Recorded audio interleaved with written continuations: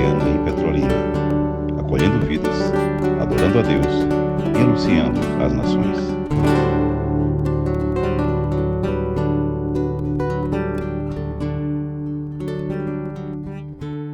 Lado a lado, trabalhando, sua igreja edificando e rompendo as barreiras pelo amor.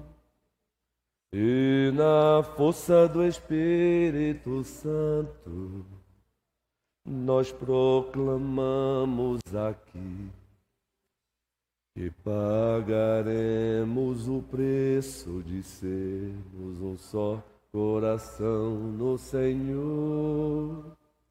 E por mais que as trevas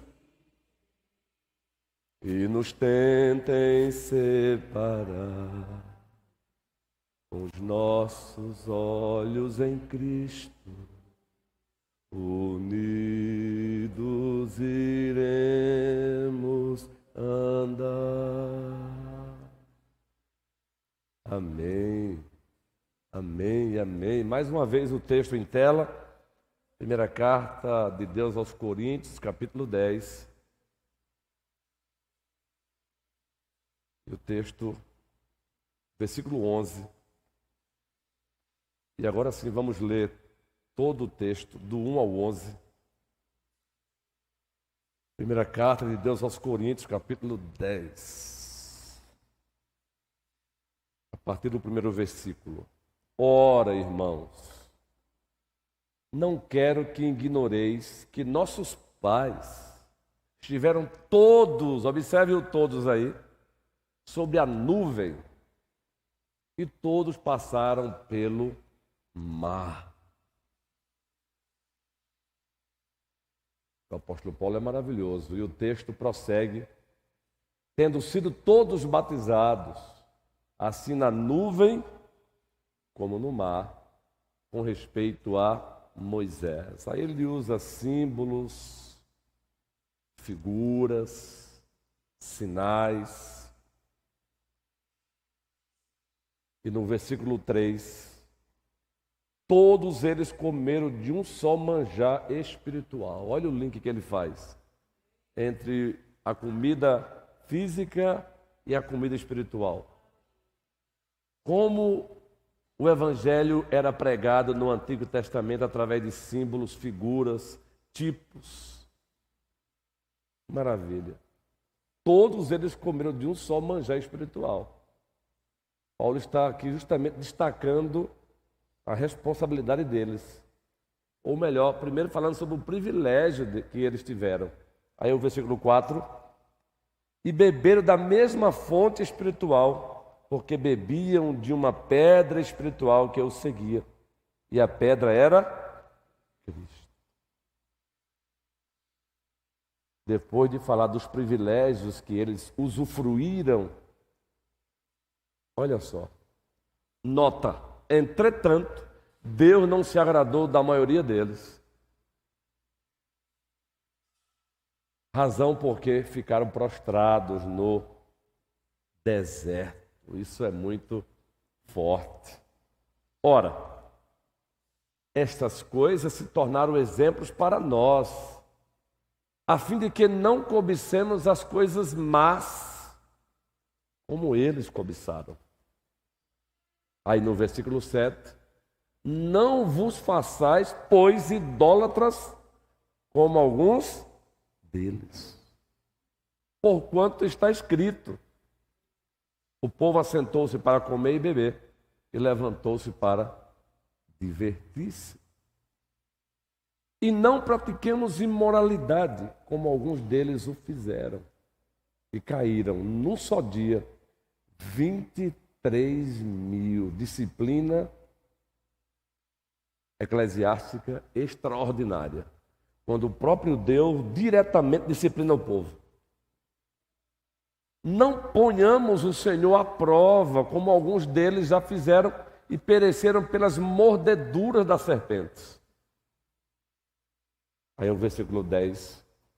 Nem murmureis como alguns deles murmuraram e foram destruídos pelo exterminador. Aí ele vai repetir o que ele disse no versículo 6. Estas coisas lhe sobrevieram como exemplos e foram escritas para advertência nossa. Olha, aconteceu com eles lá, viu? Essas coisas foram eles que experimentaram, foram eles que vivenciaram, foram eles que fizeram, mas serve de exemplo para nós. E foram escritas para advertência nossa, de nós outros, sobre quem os fins dos séculos têm chegado. Aí o 12. Aquele, pois, que pensa estar em pé, veja que não caia. Para fechar o parágrafo ou a perícope, não vos sobreveio tentação que não fosse humana. Mas Deus é fiel e não permitirá que sejais tentados além das vossas forças. Pelo contrário, juntamente com a tentação, vos proverá livramento, de sorte que a possais suportar. Há 8 dias, pela bondade de Deus, iniciamos a série aprendendo com eles personagens ao redor da cruz. Aprendendo com eles, 2 pontinhos, personagens ao redor da cruz. E o primeiro, ou a primeira personagem ao redor da cruz que trouxemos aqui foi a multidão inconstante. A multidão inconstante. E destacamos a inconstância como característica do mundo pós-queda. Marcos 11, novamente, só para situá-los novamente, só para trazer a lembrança novamente. Marcos, o Evangelho de Deus segundo Marcos. Lembram daquele Marcos, que foi motivo de uma desavença entre Paulo e Barnabé? Pois é. Tempos depois, Deus o levantou para escrever esse evangelho aqui, o Evangelho segundo Marcos. Marcos 11, olha o destaque que ele faz.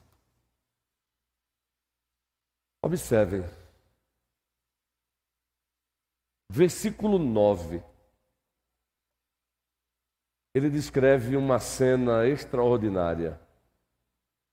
Tantos que iam adiante dele, como os que vinham depois, clamavam: Hosana, bendito o que vem em nome do Senhor. Bendito o reino que vem, o reino de Davi, nosso Pai. Hosana nas maiores alturas.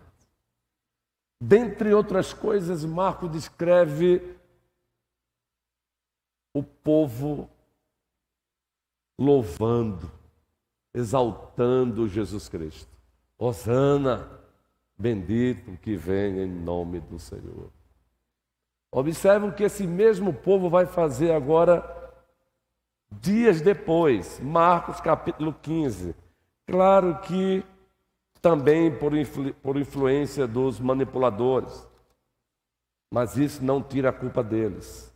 Marcos capítulo 15. O versículo 14, muito especialmente a última parte. Mas Pilatos lhes disse: que mal fez ele, se referindo a Jesus? E eles gritaram cada vez mais: crucifica-o, crucifica-o. O mesmo povo,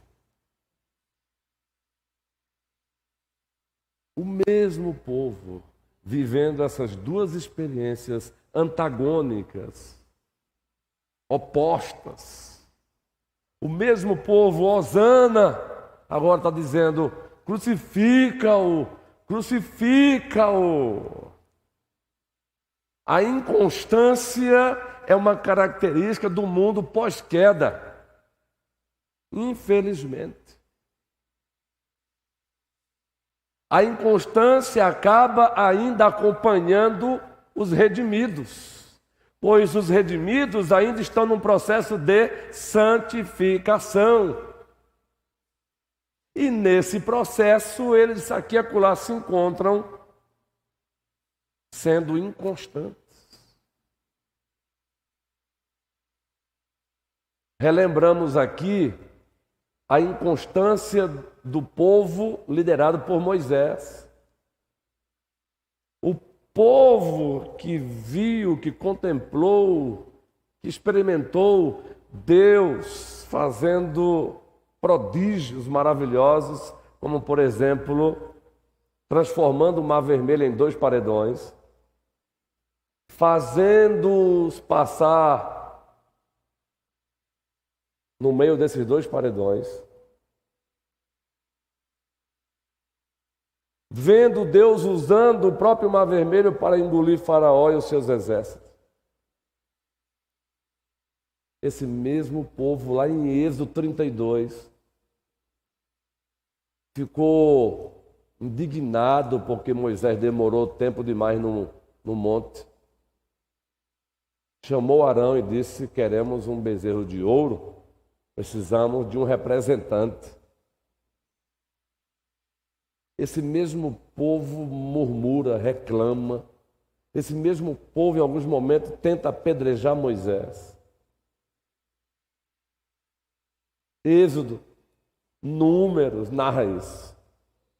O livro de Êxodo e o livro de Números narram isso. Inconstância.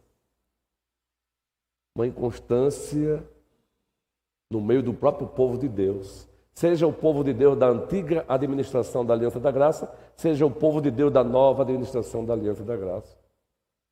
Josué, o sucessor de Moisés, teve que lidar com isso. Quem já nunca leu Josué 24? Quando ele comparece diante do povo e diz: decidam a quem vocês querem servir. Ora, para alguém fazer isso é porque a inconstância estava gritante. A inconstância estava, de fato, desenfreada. Decidam a quem vocês querem servir. O povo que Josué liderou também contemplou Deus fazendo com que eles passassem o Jordão, gente. O povo viu as muralhas de Jericó sendo derribadas. Agora, Josué tem que dizer: decidam a quem vocês querem servir. Está lá em Josué 24. Agora, eu estou decidido. Eu e a minha casa serviremos ao Senhor.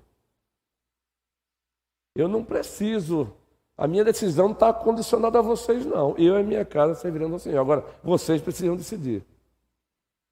Josué não disse isso do nada. Ele viu, ele contemplou a inconstância do povo. Elias, o profeta, está lá em Reis 18.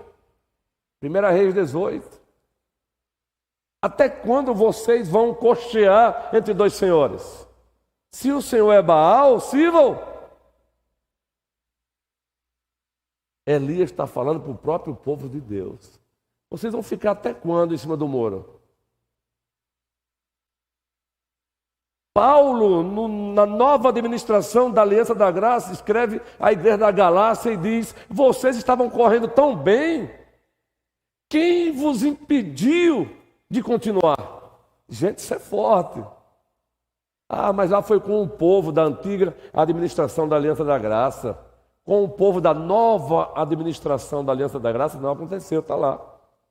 Vocês estavam correndo bem, vocês estavam desenvolvendo, vocês estavam usando a linguagem da carta de Deus aos Hebreus 11:12, que fala que a nossa vida cristã é uma corrida, é uma carreira. Vocês estavam correndo bem, vocês pararam, pior do que isso, vocês estão recuando.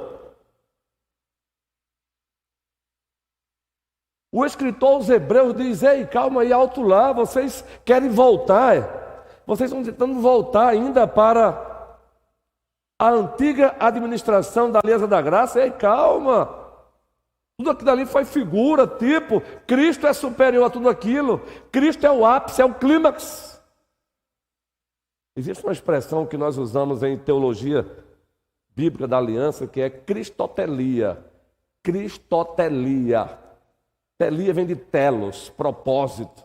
Telos, propósito. Quando usamos cristotelia, é uma expressão que usamos para dizer o seguinte: tanto o Antigo Testamento como o Novo Testamento, de um jeito ou do outro, Tudo aponta para Cristo. De Gênesis a Malaquias, de um jeito ou do outro, sem forçar a barra, sem alegorizar o que não é alegoria, tudo aponta para Cristo.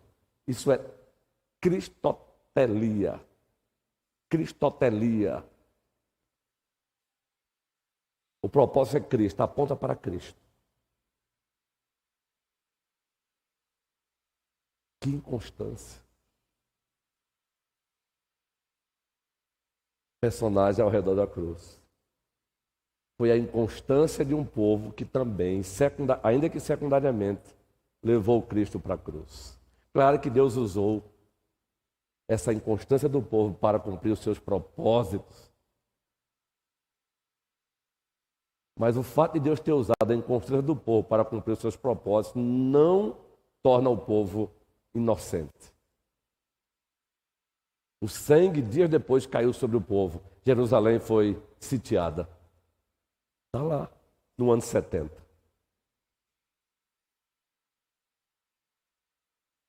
Relembramos o que dissemos aqui há 8 dias, porque vamos concluir o estudo de hoje fazendo algumas aplicações que o próprio autor da trilogia Personagens ao Redor da Cruz,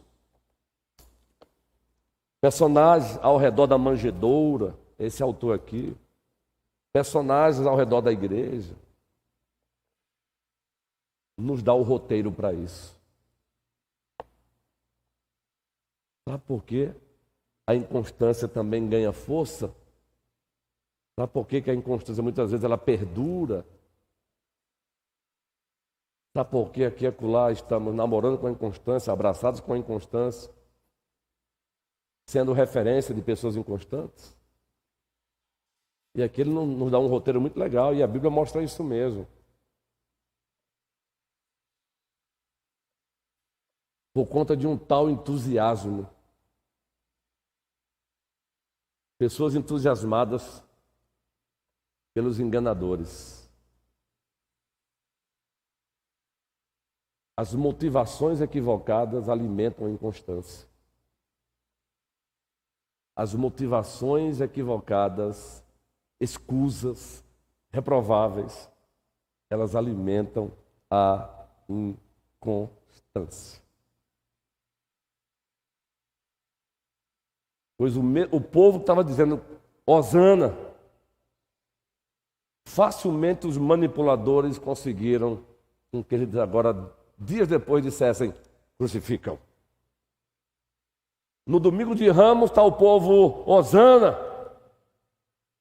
Na sexta-feira da paixão está o povo, crucifica-o. Motivados por enganadores. Manipuladores. Claro que os manipuladores, os enganadores, eles acabam tendo um terreno fértil. Eles acabam encontrando um terreno fértil em nós quando as nossas motivações são pecaminosas. Quando as nossas motivações não são santas. E de fato, a motivação daquela multidão não era santa, porque se fosse, eles teriam ido até as últimas consequências. A âncora daquela multidão não estava sendo de fato aquele a quem eles estavam dizendo Hosana. Estavam dizendo Hosana apenas da boca para fora, ou no português coloquial, para fora, da boca para fora. E é o nosso Cristo, o nosso Rei, lá em Marcos 7, também em Mateus 15, ele evoca Isaías e diz, Isaías 29, e diz, esse povo honra-me com os lábios, mas o coração está distante de mim. Então, entusiasmos por motivações pecaminosas alimentam a inconstância. Por isso, o problema não é o entusiasmo, Deus gosta de ver o seu povo entusiasmado. Mas desde que eles estejam motivados por motivações santas, agradáveis a Ele. Aliás, esse texto vai ser citado no sermão de domingo. Se o dono da igreja permitir. Se alguém já verificou a postagem que fizemos, o sermão temático / textual que faremos no próximo domingo. Requisitos éticos inegociáveis para que a adoração seja aceita pelo Trino Deus. E muitas vezes nos esquecemos disso. Podemos ter aqui os requisitos teológicos, eclesiológicos, litúrgicos, maravilhosos aqui. Mas se os requisitos éticos não forem encontrados, aí vocês vão ver o que é que Deus diz para nós hoje também. Porque Ele disse lá para o seu povo lá. Vai ser muito edificante esse sermão de domingo. Porque o sermão é para edificar, não é para espancar a igreja do Senhor, não é para espancar a noiva, é para edificá-la. Mas Ele edifica também exortando-a, admoestando-a.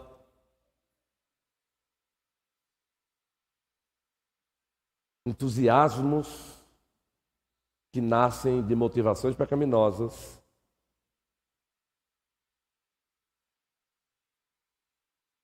Alimentam a inconstância. O mesmo entusiasmo que o povo usou para Hosana, ele agora é entusiasmado para dizer crucificam. Como andam as nossas motivações? Leia o livro Ídolos do Coração. Por favor, se você quer ser abençoado, leia esse livro.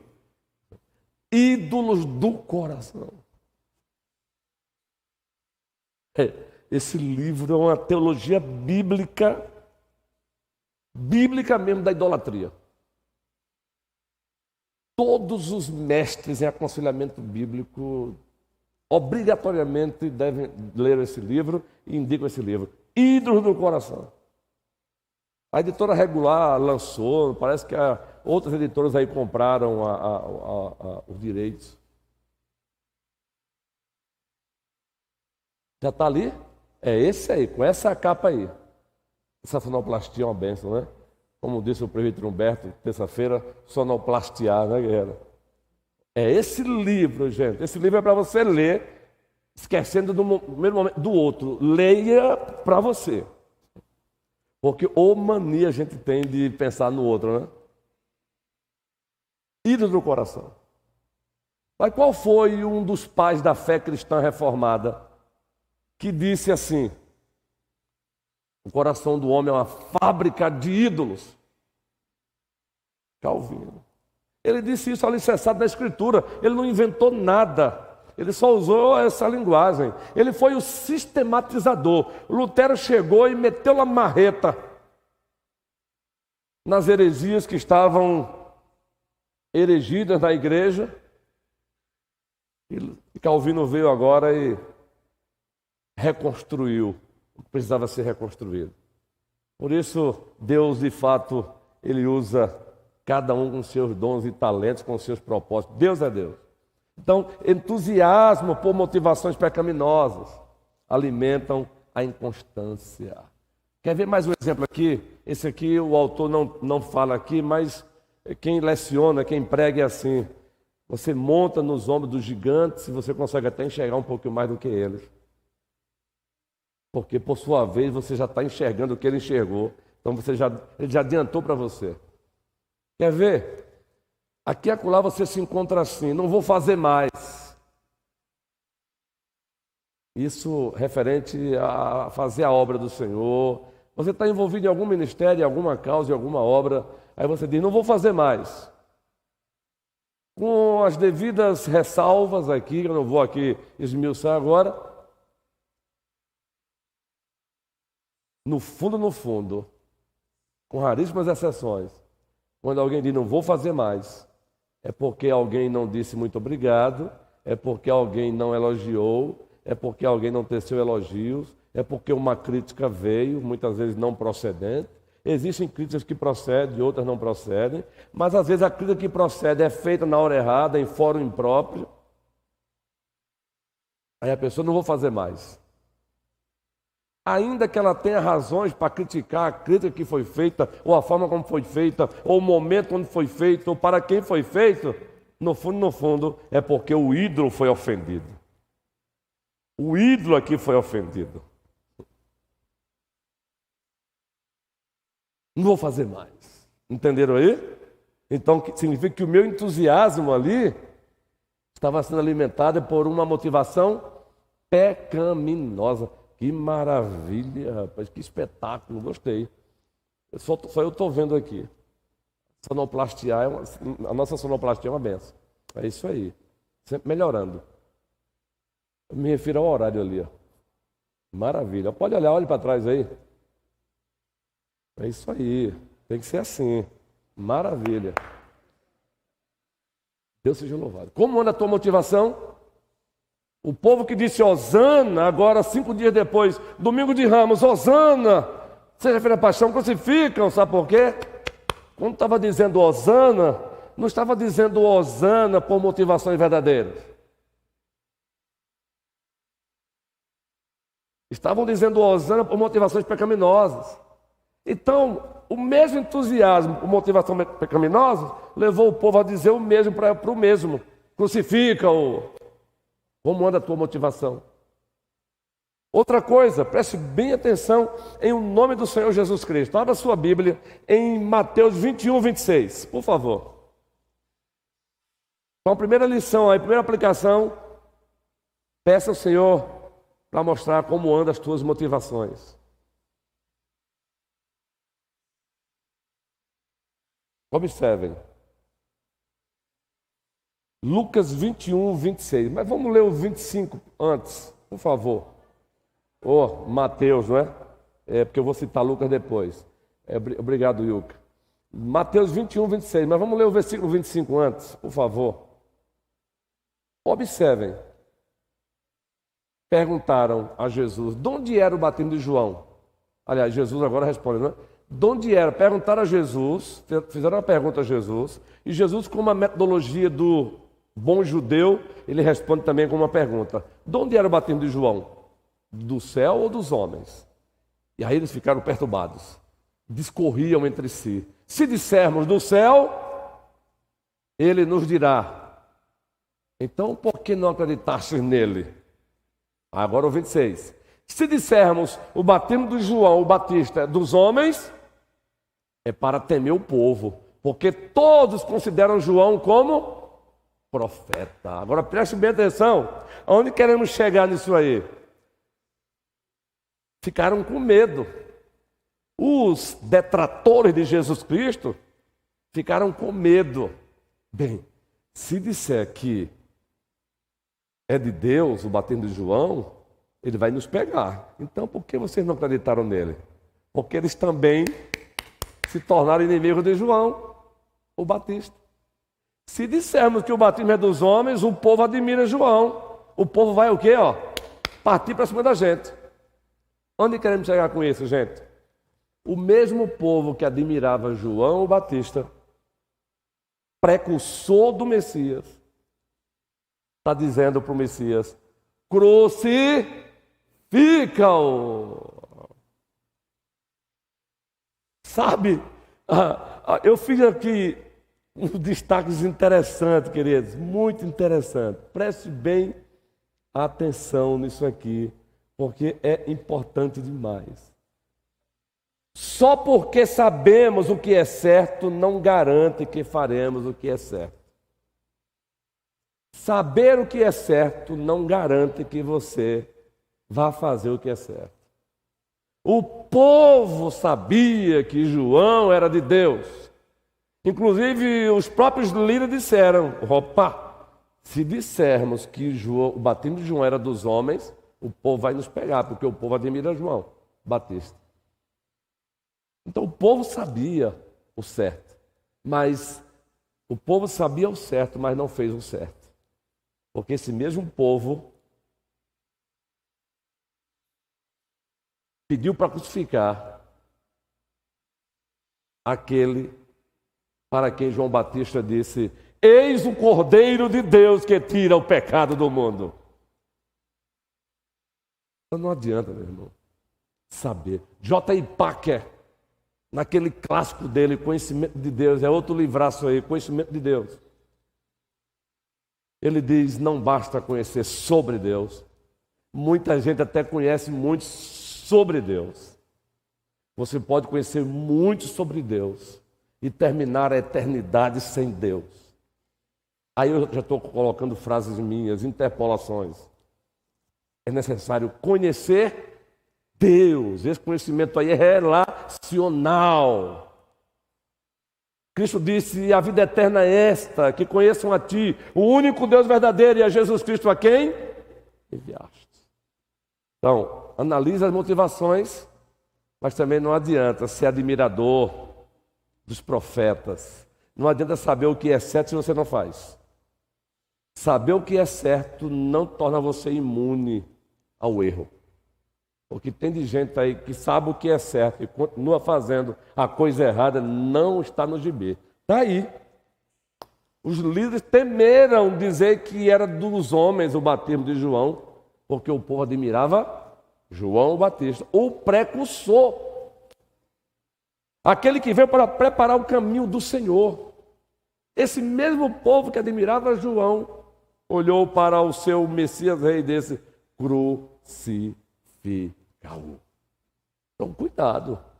Quanto mais você sabe o que é certo, mais responsável diante de Deus você se torna. Agora vejam Lucas 20, versículo 6. Eita, essa parte aqui é dolorosa. Lucas 20, versículo 6, gente. Essa parte, ela é um tanto quanto dolorosa. Eu acho que eu vou adiantar aqui, eu acho que eu pulei aqui o versículo, mas é uma repetição mesmo. Vamos pular para o Mateus, perdão, Venâncio.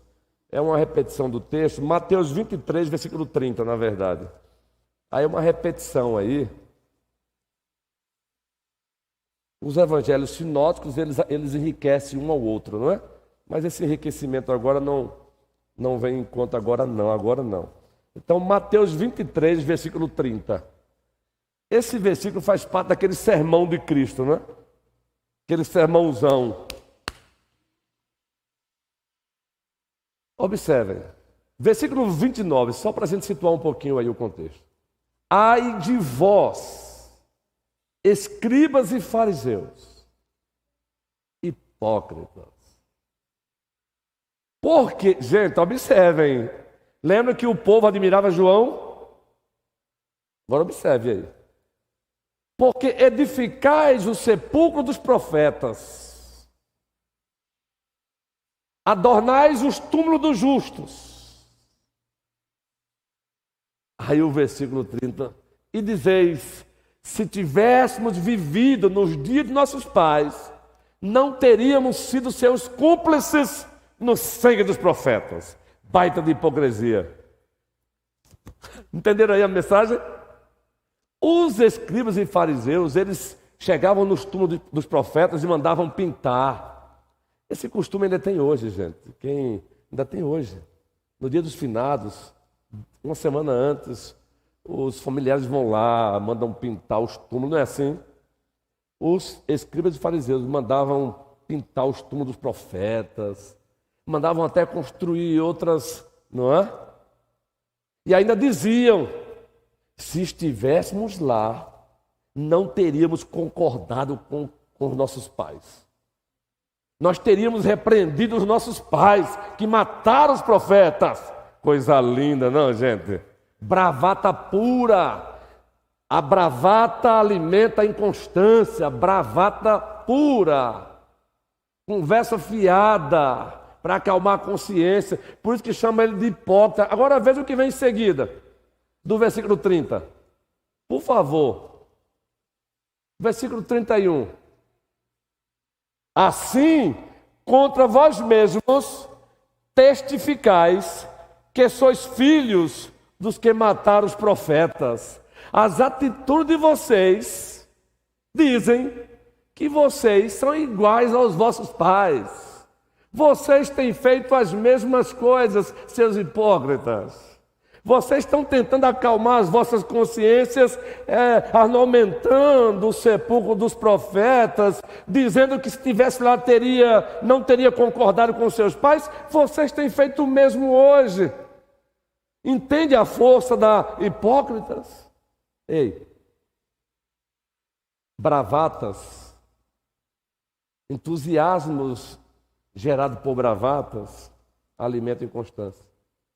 Eu já falei uma vez em Cápsula de Agostinho, aqui agora eu encontro muita gente elogiando os sermões de Jonathan Edwards. Pecadores nas mãos de um Deus irado. Eita! Os professores de homilética em Recife, geralmente, alguns passam esse sermão para uma análise dos alunos. Que sermão! Aí você vê o aluno, que sermão! Aí você manda uma ovelha ler, que sermão! O seu pastor, no domingo anterior ou depois, prega um sermão com menos agressividade do que o de Jonathan Edwards. O mesmo que elogia o sermão de Jonathan Edwards sai bradejando lá fora, murmurando, praguejando e até influenciando outras ovelhas. É errado isso? O mesmo que elogiou o sermão de Jonathan Edwards. Há até um debate aí entre os próprios reformados de que não havia necessidade daquela... Acusam Jonathan Edwards de uma teologia do medo. Eu não vejo isso, mas não é verdade.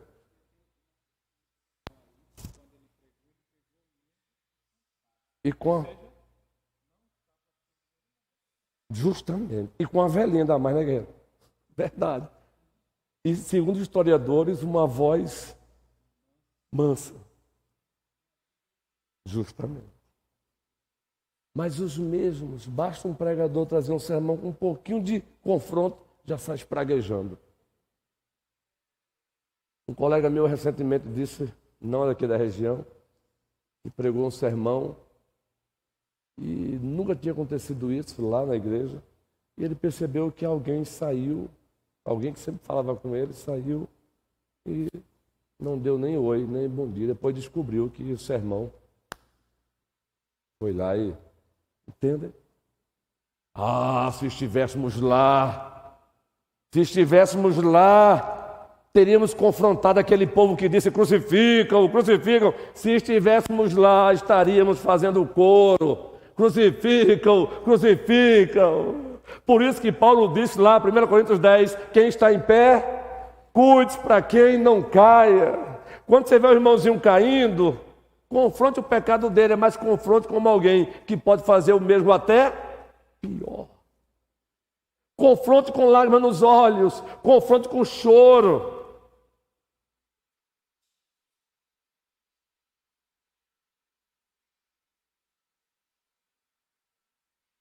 Aprendendo com eles, personagens ao redor da cruz. Encerrando totalmente, o que vai nos livrar da inconstância é termos motivações santas, convicções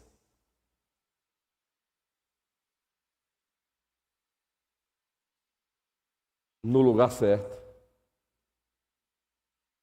e entender que a nossa rocha é Cristo. Ele é a nossa rocha. Ele é a nossa rocha. É conhecer e reconhecê-lo como Senhor e Salvador. Pedro, com aquela bravata dele, estou pronto para morrer contigo. Para com isso, Pedro. O próprio Cristo disse, amanhã tu vais me negar 3 vezes. Tu vais me negar 3 vezes antes que o galo cante. Eu já falei aqui que o problema não foi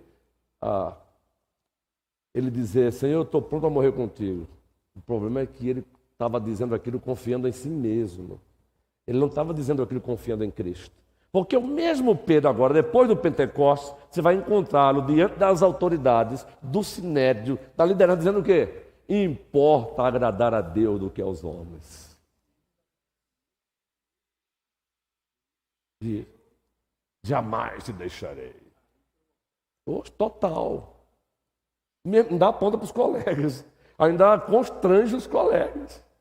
Aí o Senhor Deus diz, você vai ver. Dite certo. Orgulho, soberba. O orgulho precede a queda. Aprendamos com essa multidão. Não olhemos para essa multidão e pratiquemos o mesmo erro dos fariseus e escribas, não, viu? Se estivéssemos lá, teríamos repreendido a multidão. Se estivéssemos lá, teríamos nos colocado na rota dela. Não sei não. Talvez estaríamos lá dizendo: crucificam, crucificam. Mas a vontade de Deus é que a gente diga não à inconstância. Mas para dizer não à inconstância é preciso entender que o autor da nossa fé é Jesus Cristo. O autor e o consumador da nossa fé é Jesus Cristo. É nele, é com ele, é para a glória dele.